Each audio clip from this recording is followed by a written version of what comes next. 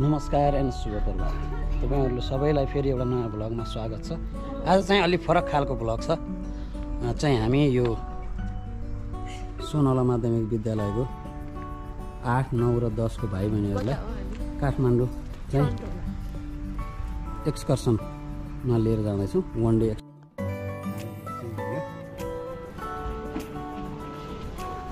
ल सुरेन सर बिहान आएर हामीलाई सहयोग गर्नुभयो, चिया पकाएर खुवाएर तयार गर्नु म्यानेज गरिदिनु भयो, त्यसको लागि धेरै धेरै धन्यवाद है। ल अब हामी तपाईसित म सन्डे मर्निङ भेट्छु ल।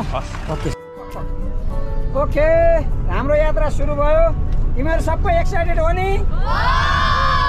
ल तिमीहरू पनि आउँछ तिमीहरू पनि आउँछ।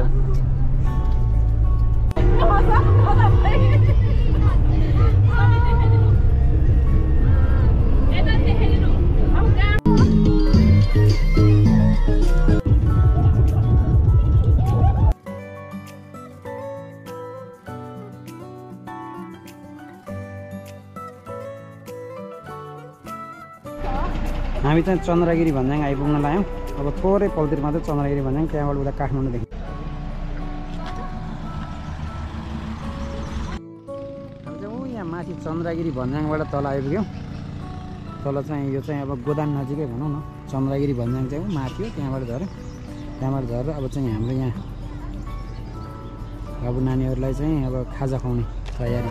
ल झर खाजा खान्छ ल, खाजा खाएर नि पर्ने पाइल चाहिँ चन्द्रगिरी खाजा खाइवरी हामी चाहिँ अब निस्क्यौँ यहाँबाट। अब थानकोट चेकपोस्ट हुँदै हाम्रो फर्स्ट डेस्टिनेसन चाहिँ हुन्छ कहाँ भने बसन्तपुर दरबार स्क्वायर। Hello Narayani T. त्यसपछि हामी जू जान्छौँ, जूबाट हामी सिधै भक्तपुर दरबार स्क्वायर जान्छौँ। फर्किँदाखेरि टाइम रह्यो भने हामी पाटन दरबार स्क्वायर पनि छिर्छौँ। टाइम रहेन भने चाहिँ हामी सिधै चन्द्रगिरी हुँदै चितलाङ फर्कन्छौँ बज्रबाराई स्कुल। हाम्रो ग्रुप चाहिँ अब उता टङ्केश्वरमा झरेर हामी बसन्तपुर जाँदैछौँ। हाम्रो अगाडि सबैले लाइन बनाइरहनु भएको छ।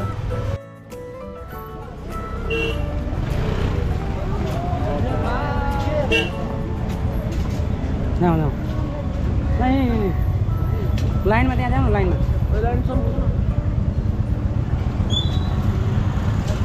ठ्याक्क ल बसन्तपुर अब मेन पोइन्टमा आइपुग्यौँ। अब टिकट काटेर यिनीहरूलाई भित्र घुमाएर चाहिँ फर्किने हो होइन। पुनर्निर्माणको क्रम अझै पनि जारी छ यहाँ।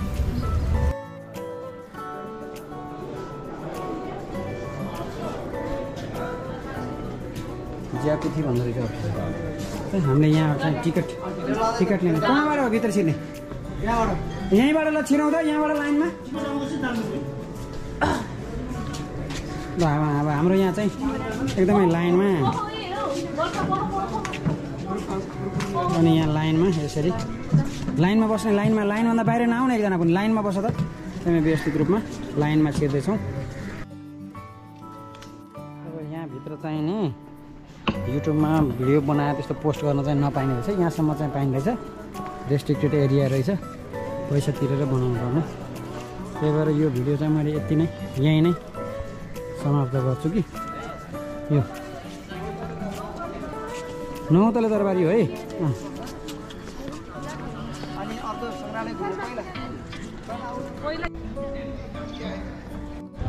बसन्तपुरको भ्रमण सकेर हामी चाहिँ अब यहाँबाट चाहिँ यिनीहरूलाई खाना खुवाएर अब नारायणी टी प्यालेस लाने कुरा छ। लाइनमा भाइ बहिनीहरू जाँदैछौँ लाइनमा टक्क। खाना चाहिँ हामी यहाँ लुम्बिनी तन्दुरी भोजनालयमा आयो है। हेलो भोजन कर, खाना रेडी हो नि? के खाना खाने हो? मासु भात। ल केटा ठिक छ नि होइन? बोइस ठिक छ होइन? खाना थपी खाने, खेर नफाल्ने है। खेर फाले 25 रुपियाँ एक्स्ट्रा लाग्छ अरे। थपी खाऊ।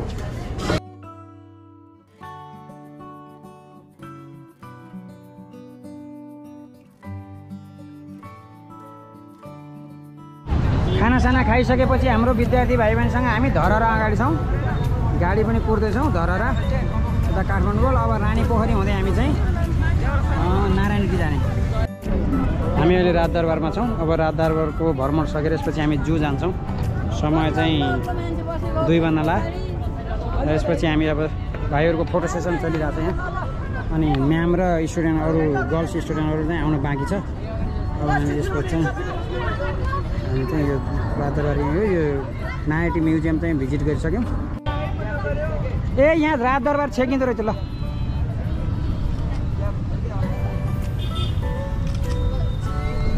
एकछिन। हेलो बोइज एन्ड गर्ल्स, रमाइलो भयो कि भएन? Okay, now our next destination is zoo. Move on. के भयो? अहिले हामीले फोटो खिच्ने यहाँ हो है सबैले जम्मा भएर। कृष्ण सर देख्न पाइयो। धेरै वर्ष पहिला चाहिँ जू आएको थिएँ म। लगभग 10-12 वर्षै भयो होला जू नआएको काठमाडौँको जाउलाखेलमा। यहाँ पहिला पाटन बस्दाखेरि चाहिँ जू आइयो, 1-2 खेर आयो होला, नत्र जू आएको थिएन। अहिले चाहिँ स्टुडेन्टलाई लिएर आउन पाइयो। मेरो पछि पनि छन् उनीहरू आइरहेछन्। अनि अगाडि पनि छ बटालियन। यहाँ चाहिँ पोखरी होइन आएको छ। यति भए पनि हरियाली छ। दियोस् गयो भित्र गुफातिर बस्नु।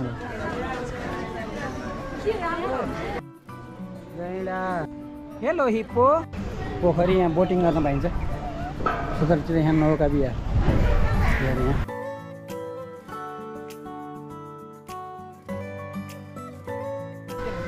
कहाँ? ए यहाँ एउटा हेलो जाम ऊ यहाँ तल रहेछ। मजाले सुतिरहेको कति ठुलो। यो सँगै हाम्रो जू भ्रमण पनि सकाइयो। अब हाम्रो नेक्स्ट डेस्टिनेसन चाहिँ भक्तपुर दरबार स्क्वायर हो। टाइम चाहिँ 3:30 भयो।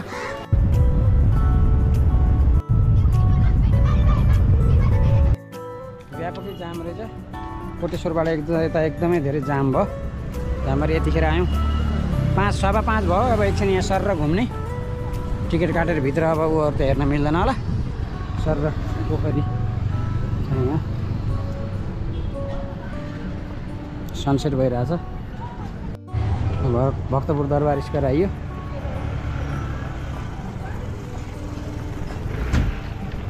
सबैलाई खेद्दै म चाहिँ पछि आइरहेको छु।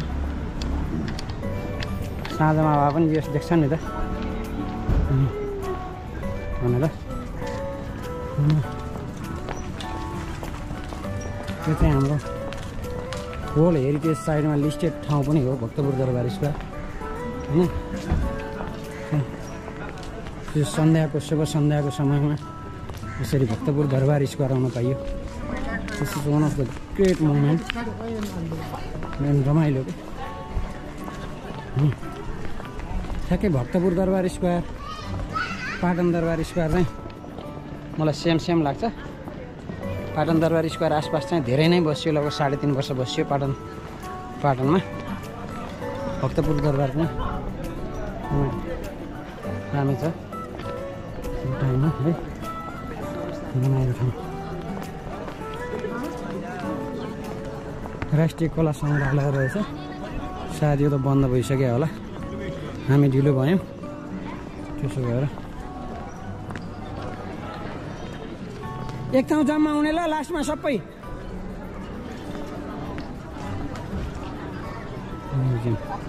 बन्द रहेछ नि सर।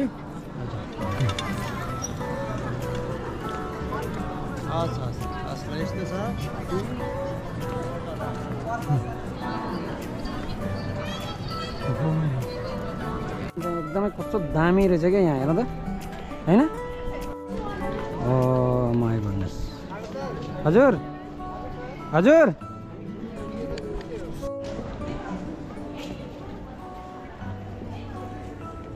55 दरबार। अब कहाँ जानु बाँकी छ? त म ठुलो मन्दिर हेर्ने, त्यसपछि एउटा कहाँ बाँकी सक्यो। ए अब पशुपति जाने, सन्ध्या आरती हेर्न जाने।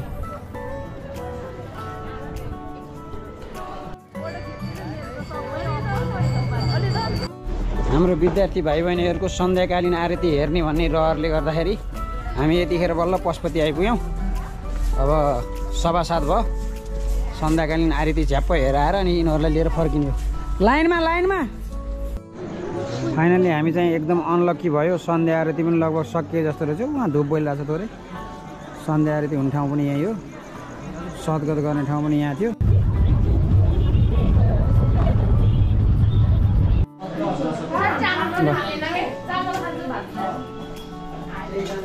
ल अन्तिम हाम्रो आजको डिनर यहीँ हो। यसपछि यिनीहरू चाहिँ चितलाङ हुँदै बज्रबारातिर प्रस्थान गर्छन् भने म चाहिँ किर्तिपुरतिर लाग्छु।